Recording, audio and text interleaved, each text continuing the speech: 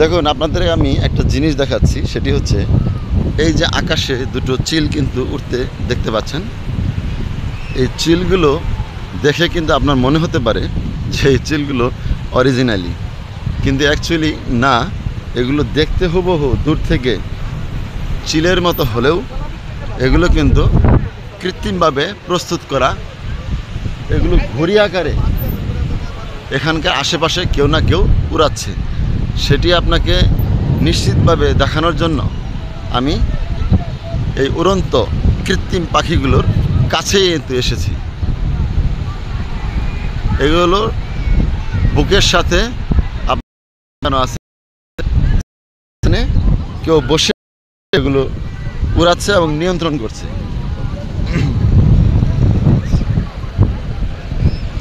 এখানে পাশে দেখতে পাচ্ছি শ্রী শ্রী রামকৃষ্ণ মন্দির ও তীর্থযাত্রী প্রেস সেবাশ্রম। এখানে পাশেই দেখতে পাচ্ছি শ্রী শ্রী রাধাকৃষ্ণ মন্দির ও তীর্থযাত্রী সেবাশ্রম।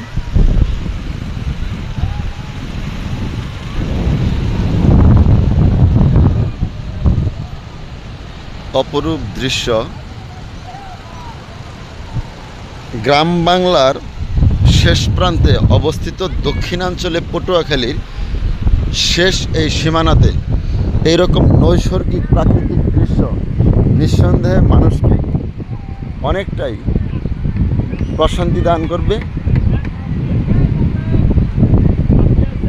জীবনের সব ক্লান্তি ভুলে এখান থেকে আপনি নতুন উদ্যমে জীবনে চলার পথে একটা স্পৃহা খুঁজে পাবেন। এখানেও সিবেডগুলো আছে যেখানে আপনি রেস্ট করতে পারবেন। এখানে অনেকেই রেস্ট করছে। সেক্ষেত্রে আপনাকে ঘন্টায় 40 টাকা গুনতে হবে।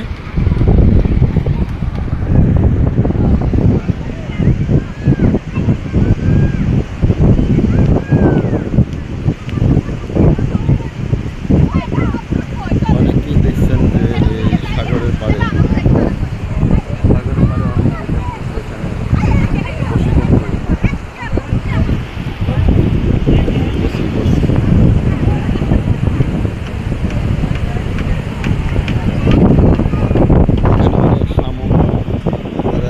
দেখতে পাবেন।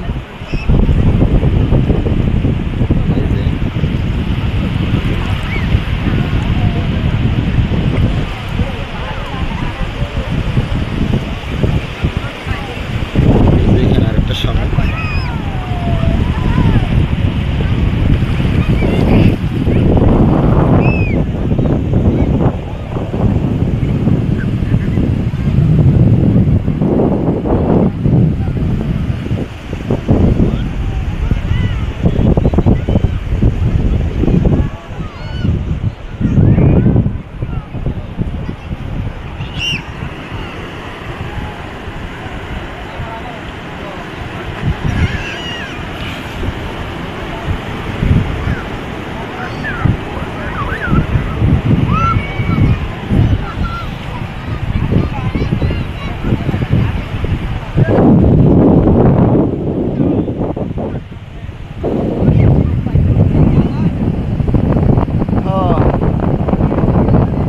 এর আরেকটা নাম আছে,